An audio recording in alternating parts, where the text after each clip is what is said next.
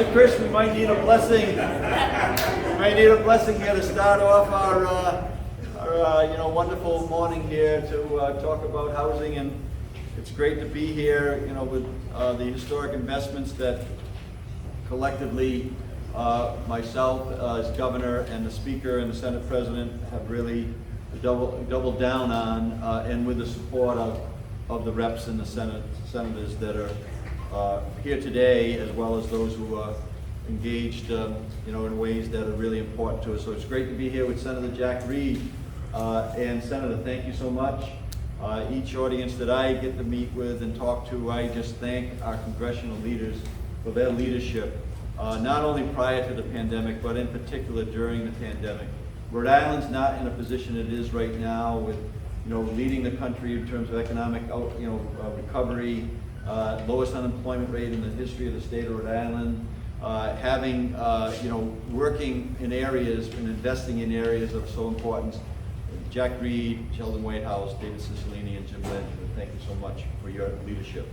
Along with Housing Secretary Josh Saul, we got Karen Satilli here from Crossroads, we got Jennifer Hawkins here from One Neighborhood Builders, along with Senator Corman and many others that are here. I see Lita McCaffrey back there.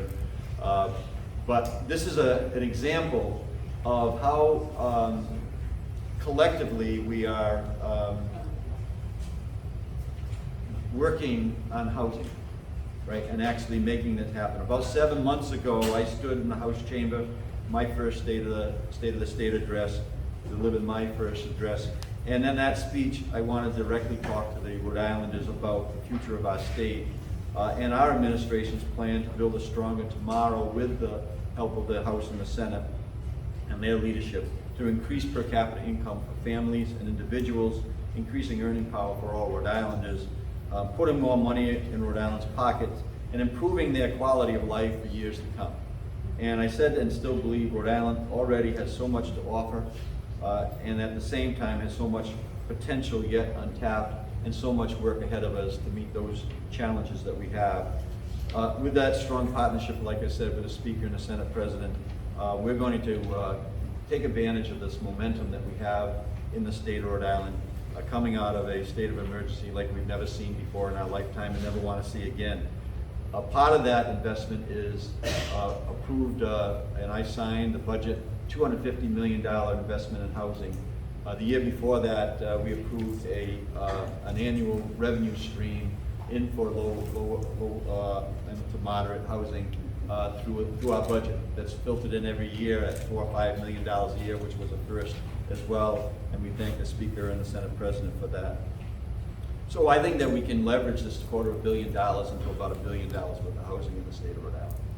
And I believe that we're starting to set that stage to make that happen with this historic investment.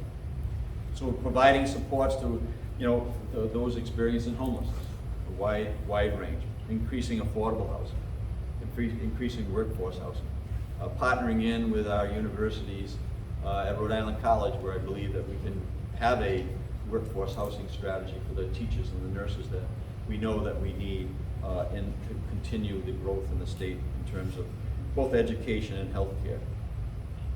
So it's not happening just by chance or by luck, and it's happening because we laid out a plan with many people, including Rhode Island Housing, working with them, not only achieving, and thank you, Senator Reed, for that $200 million for rent relief that went into the state.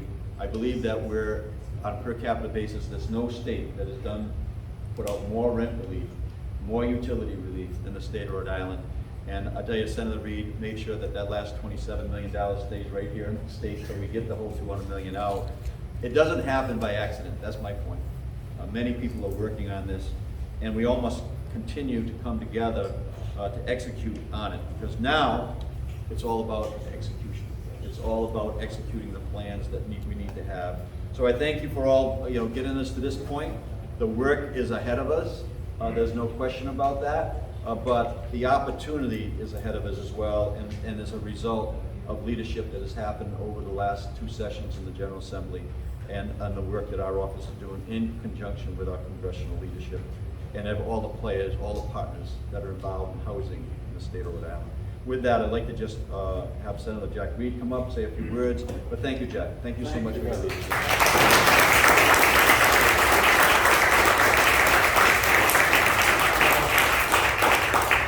Thank you very much, Governor, not only for your kind words, but for your leadership, particularly on this issue of affordable housing. And let me also recognize Lieutenant Governor Sabina Matos, for you, Speaker Sagacci, Senator McCaffrey, Senator Corman, Housing Secretary Saul, but most important, the housing advocates that are here today.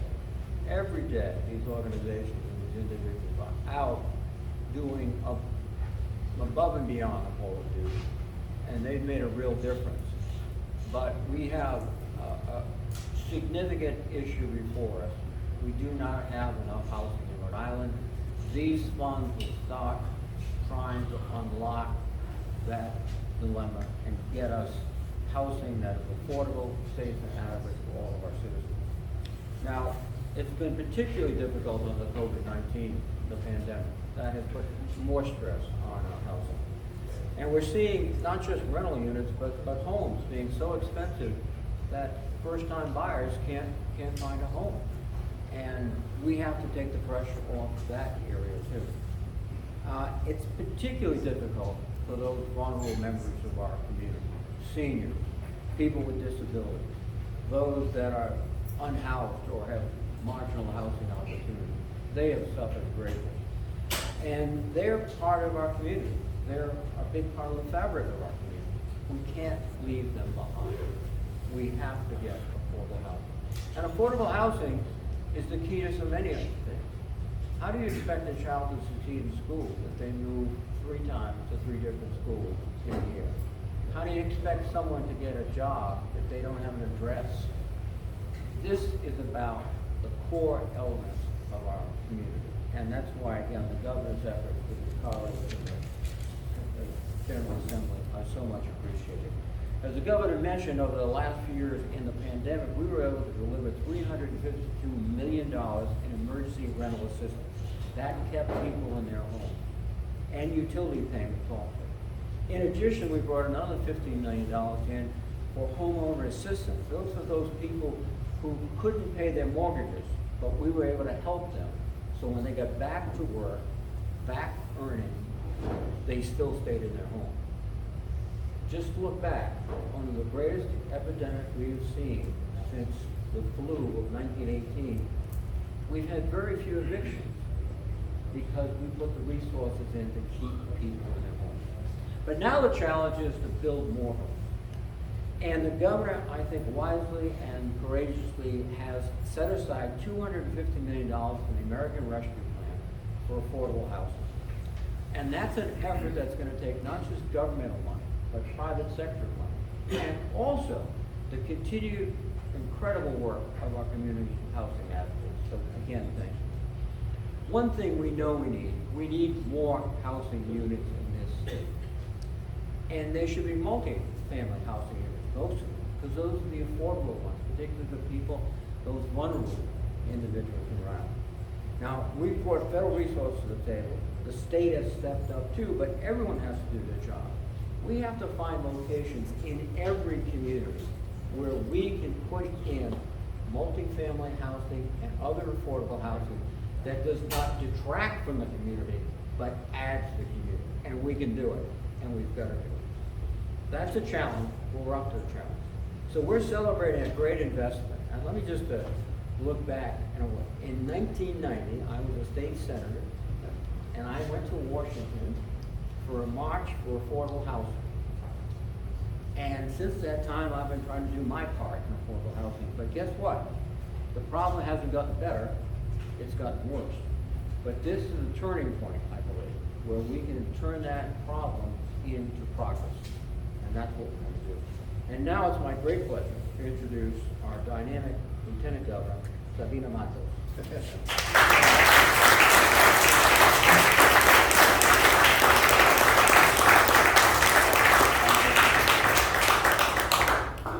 Good morning. I always say that it's great to be at a housing event. Every time I come to a housing event, I see the faces of all the individuals that have been advocating for housing for so long, and it's always a great event to be here. Thank you, Senator Reed, for everything that you and the federal delegation does to bring resources to the state of Rhode Island. I really appreciate that. Thank you, Governor McKee, for making housing a priority in your administration. And thanks to the Speaker, Chikashi, because he has been working really hard to make sure that housing is a priority toward the General Assembly. And he has put forward several legislation to make it easier for us to build housing in the state of Rhode Island. Thank you. And it's been a pleasure to work with Senator Corman and in addressing the housing issues here in the state of Rhode Island, together with Leader McCaffrey. Thank you so much, and also with the President Ruggiero. It has been a pleasure working with the Senate also, thanks.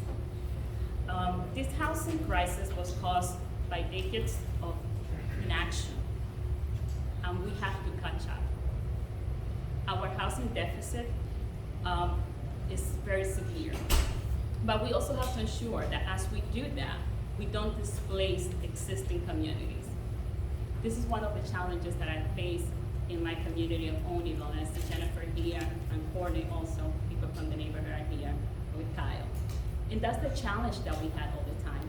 How we make sure that we build affordable housing, we build housing at all income levels, but at the same time, we don't displace the individuals that have been there all along. With this funding that has been allocated, we're gonna be able to build new high-quality housing units across the state of Rhode Island, in every community. They're gonna help to strengthen our neighborhoods and build neighborhoods. And they also are gonna provide stability to those facing homelessness, just as Senator Reed mentioned right now. This ensures that our community can rise and build together, restoring housing for people from every walk of every corner of the state of Rhode Island. We need multi-family and multi-generational households, like my parents and grandmother, who live in the same and two family units. One on the first floor, my grandmother on the first floor, my parents on the second floor. And houses for new families that are starting their life here in the state of Rhode Island. And we have to make sure that we have housing available for families with children. I'm proud to have advocated for this historic investment in creating housing and to have worked closely with Governor McKee, Secretary Saul, and with the Speaker Chikashi, and with the Senate President to make sure that this is possible and that we're all here today to celebrate this moment. And with that, it's truly my honor and pleasure to introduce the Speaker of the House, who has been such a strong advocate for housing. I have been talking with the advocates, and I remember speaking with Jennifer saying, if you have told me 5 years ago that we would be here, I would have said, no, it's not possible. But thanks to the leadership of the Speaker, here we are. Speaker.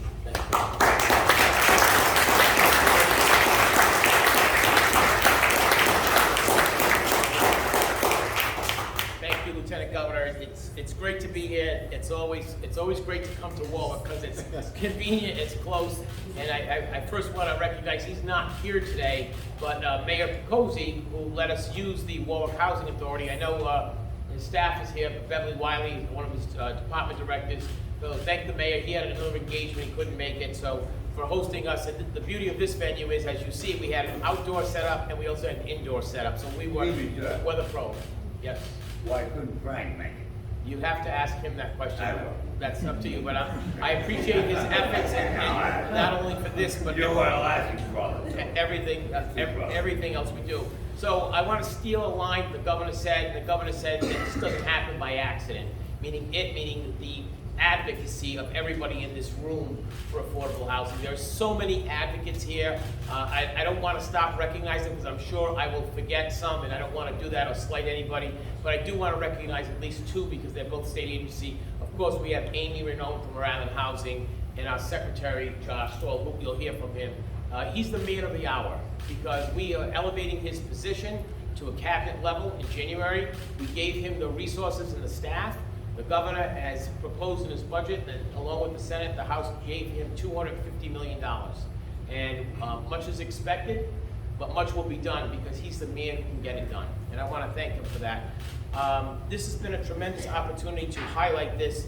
This is 25% This is $250 million of almost all of the ARPA money to one single cause of the budget.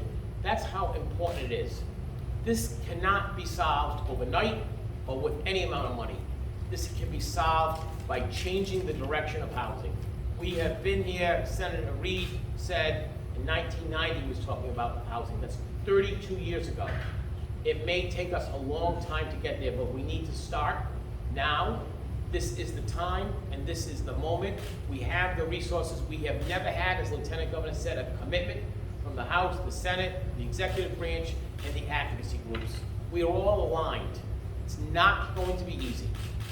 We talked about passing 10 bills. None of them were unanimous in the House.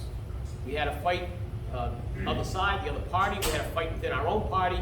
We had to fight a lot of people. Housing is misunderstood. People don't know about it, they don't understand it, and they fear it.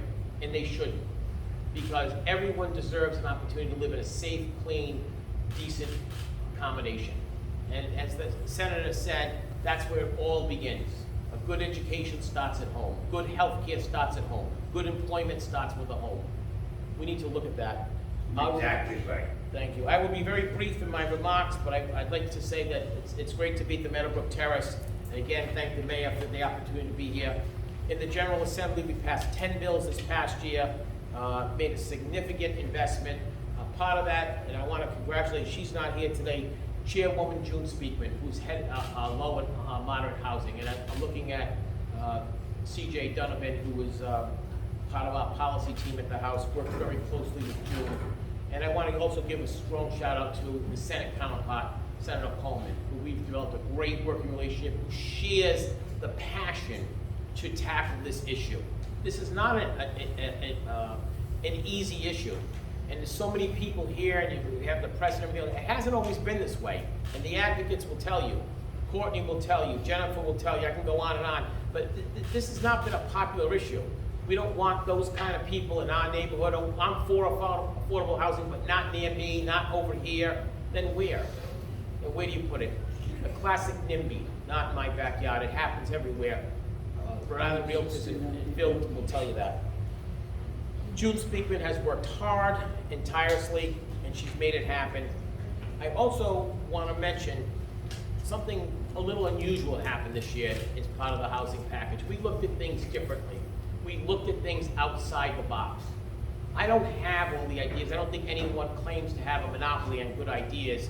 So I reached out to advocates far and wide, locally, nationally, and I found a group right here in Rhode Island of very bright, talented individuals who want to work together. And two of those people are here, and I want to recognize them. From Reclaim Rhode Island, Jordan Goyette, a constituent of mine, but more importantly, a strong advocate for housing, and Hector as well. And there are additional people, Dan Denver, who couldn't be here today, who sat down, took the time to educate me and explain and look at different programs. We have a pilot program here that Josh is going to work with them on. It's $10 million in investment of actually having the state of Rhode Island, either through housing authorities or maybe individually, create public housing. We need to think outside the box. We need to look at other ideas where we can make this efficiently work. And I'm open to that, and I want to thank them for that. I want to thank them for your advocacy and for willing to sit down at the table, roll up your sleeves, and work. Because that's all it takes, is hard work. Not to throw bombs out on the outside and criticize everybody because it didn't get done instantly. One of my famous lines is, you can't govern by a tweet, and you can't solve this problem fast or overnight. You have to roll up your sleeves and work, and I want to thank you for that. Thank you, Jordan. Thank you, Hector. Thank you, Dan, as well, and I appreciate that. And in closing, I recognize Senator Coleman, but I will tell you, Senator, we have a lot of work to do. I look forward to working with you. I want to give one final shout out to my good friend, Mike McCaffrey, who will be leaving elected office. But if you know Mike, as I've known him all my life, he doesn't stop working whether he's in the State House or not. So Mike McCaffrey will be around for a long time. I appreciate his efforts. And while you may leave the Senate, I know Mark McKinney will return, and I look forward to working with Mark on housing issues and all issues. And finally, let me conclude by certainly thanking the governor for his collaboration and work, but also Senator Rhode, and the governor alluded to it. We in Rhode Island are so lucky and so fortunate to have Senator Rhode and his strong advocacy. We always punch above our size and our weight, and that's because Jack Rhode is in Washington fighting for us. $200 million in rent relief does not happen without Jack Rhode. Clearly, he got Rhode Island its fair share and then some. And to the credit of Rhode Island Housing and everyone else, we're keeping that money. Thank you, Governor, thank you, Amy. We're keeping that money and we're spending it, we're utilizing it. And we're helping the most vulnerable of Rhode Islanders with utility relief, water and sewer bills, as well as rent. So I thank you all for being here today. And it is my pleasure to turn the podium over to Senator Mel Corman from the fine city of Pawtucket. Thank you, Senator.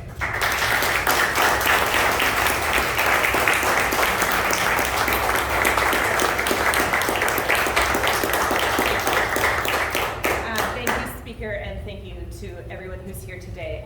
We are really fortunate to have such a robust contingency of people representing our state federally and throughout the state. My name is Megan Coleman. I want to tell you 3 quick stories about what the housing crisis looks like in my home city of Pawtucket.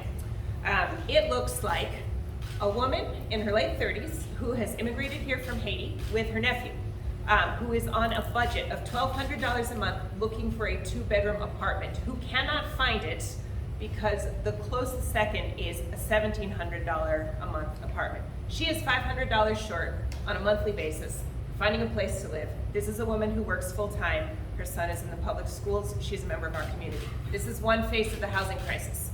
Another face of the housing crisis is another young woman. She is also a mother of 2. She came out of a public housing program, supported public housing program. She has saved using all of the state-sanctioned vessels for saving for your own home. She was outbid 12 times before she was able to buy a home. This also looks like 2 people with doctoral degrees, professors, who were also outbid 17 times, in one case by $60,000. So across the income spectrum, we have people who cannot afford to live. These are just stories from Pawtucket. They can be replicated all over the state. And here today, we have some really significant investments in changing this scenario, changing this landscape. So working together over the course of the last 2 years, we have made tremendous progress, as has been said already, but I want to underline that, right? This is a lot. $250 million is a lot of money. But our state continues to face a housing emergency, and housing isn't built overnight. It takes a long time, right? There are a number of things that we have to sort out, not the least of which is zoning. The state does not have enough housing, and after 2 years of economic disruption, cost of living continues to rise. Nobody in this room is surprised by the appalling numbers of inflation that I could quote. Housing insecurity remains a really common problem, and it requires innovative and urgent action, such as that which we're celebrating here today. The $250 million of ARPA funds is a game changer. If we think about a budget as a moral document, as a statement of our priorities, then we should be really proud of this. I'm really proud of this. It includes down payment assistance. It includes millions of dollars for housing people who are unhoused.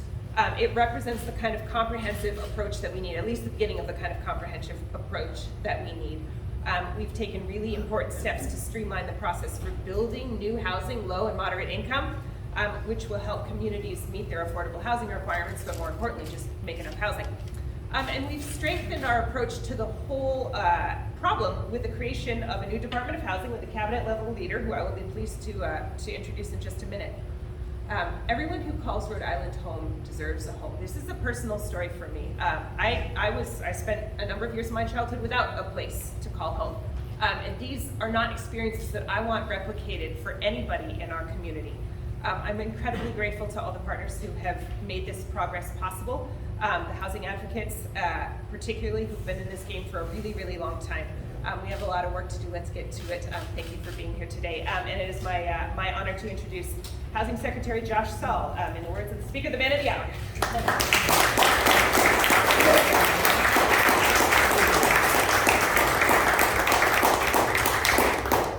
Thank you, Senator Corman, and thank you, Governor McKee, Lieutenant Governor Matos, Speaker Shikarchi, Senator Rhode, for taking the time to be here this morning.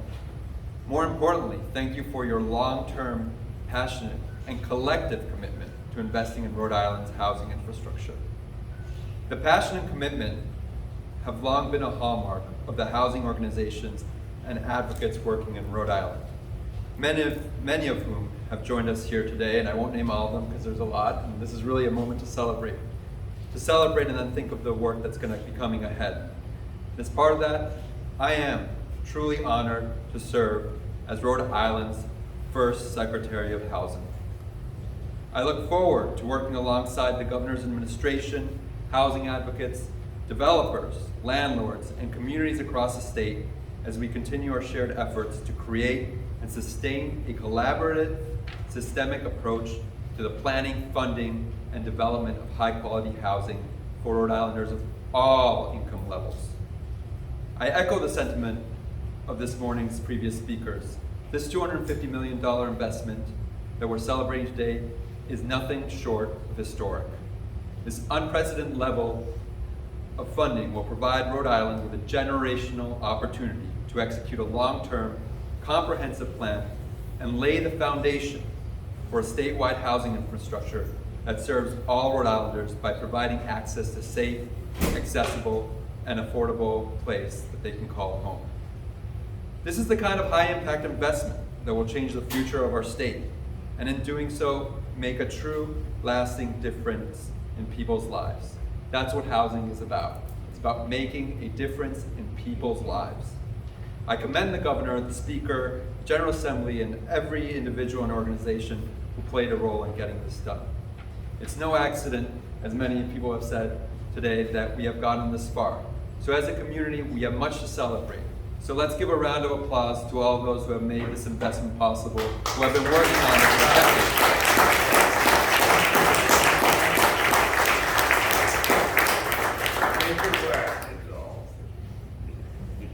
When it comes to strengthening the future of Rhode Island's housing landscape, I want to talk about some of our shared objectives that will create the strong foundation, that will create a more equitable housing future that strengthens local communities across our state. We're working to create new housing across all income levels to respond to both the state's growing population and support equitable growth now and for years to come. We had the announcement of Breeze Airways coming to the state and bringing in new jobs. Where are they going to live? We need this housing to make that happen, and we need that growth, and that growth requires new housing. Secondly, we're working to bring stability to households and individuals who are struggling financially and at risk of experiencing homelessness for any number of reasons. Lieutenant Governor Mato spoke about this. We are investing in housing, but we're also making sure that the people who have housing can stay in that housing and remain stably housed. Going beyond the physical structures, though, we need to work on promoting supportive and accessible housing that includes social services and expands options for traditionally vulnerable populations like seniors and people with disabilities. Last but not least, we must continue to improve the quality and safety of the state's existing housing stock as we work towards a more sustainable housing stock for all Rhode Islanders. There's costs of heating oil, cost of electricity, and we have an older housing stock. So let's not forget, as we build new housing, we cannot ignore this housing stock and that we have to invest in it to make sure that we have a sustainable housing infrastructure that serves the people who live here. These are enormously complex long-term goals, and as many have noted, they can't be all achieved overnight. But working together, Rhode Island is up to the challenge. Over time, if we continue to make bold investments and deliberate policy decisions like the ones we're celebrating this morning, I am confident and optimistic that we can work together towards meeting these objectives and much, much more. Before I wrap up, I want to take a moment to highlight an initiative that exemplifies how we can work together as a community to tackle some of our most pressing housing issues. Our ongoing landlord challenge asks for landlords to step up by connecting vacant rental units to families and individuals experiencing homelessness across the state. The program provides financial incentives to landlords so they can lease a habitable dwelling unit to an individual or family that needs a safe, accessible, and affordable place to live. Participating landlords receive $3,000 signing bonus for the first unit for a 1-year lease and a $1,000 for each additional unit, with additional money for repairs and available reimbursements. We've been inspired already to see how many property owners and landlords have stepped up to help in this effort, but we're still actively looking for more landlords to step up, because that's what it takes. It takes a community, whether you're a landlord or a tenant, an owner, a developer, a housing advocate. We need to work on this as a community. If you're interested, or know someone who may be interested, or even if you know someone who may know someone who may be interested, and so on, please help us spread the word about the Landlord Challenge. I want to just wrap up and say thank you all for joining us today and for your decades of hard work to get to this point. We have great opportunities ahead of us, and I'm committed to working with leadership and all our stakeholders in my role as Secretary of Housing to keep this momentum going and create a better housing future for all Rhode Islanders. Thank you. Thank you very much.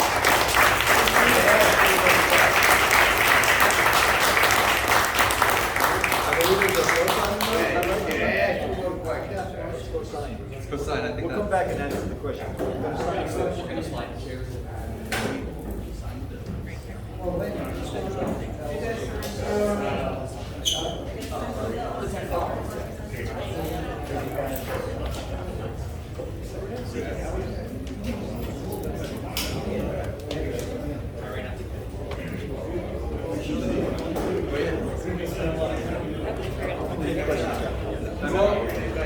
We'll take questions afterwards. That's the board goes up to say, just get these bills signed and get the work going.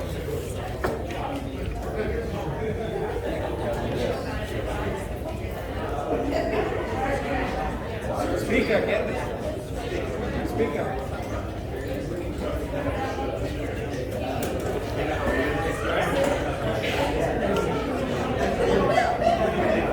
I'm going to give this to you on behalf of Representative Speaker. I'll give it to her.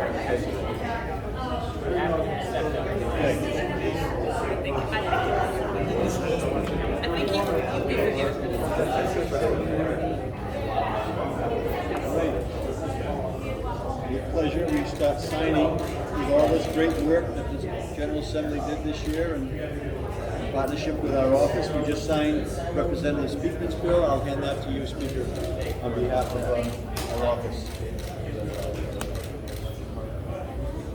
Senator?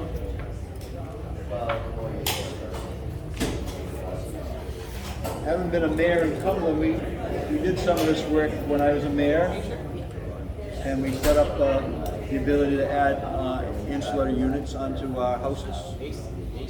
Yes, ACUs, yeah, ADUs. Accessory dwelling unit. Yes, my mom Total lives. language in the Senate next year. My mom lives in one of them. We'll get that done. Yes. Senator, congratulations to you. I have more pens than I need to. I suppose I should be handing them out as well. But I see Senator Speaker Sakachi on this one.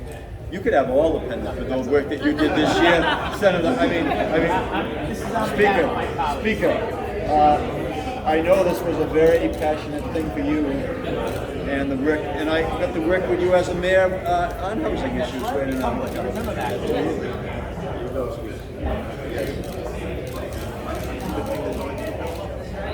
Yes, and again, Senator.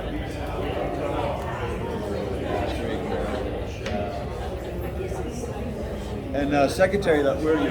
The House. I'm going to give you one of these. Make sure that you use it wisely as we write the plan and everything else. All right? No pressure. I was going to bring a huge check today of $250 million for people of Rhode Island, but thank you. We still have to write. Yes, we can write those checks. But would there be a bank big enough to cash it?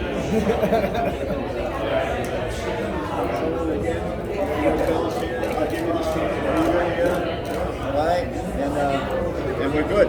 We'll take some questions. We can take some questions. It sounds like you're anxious to give a little more information. I think that we're good. Great, thank you.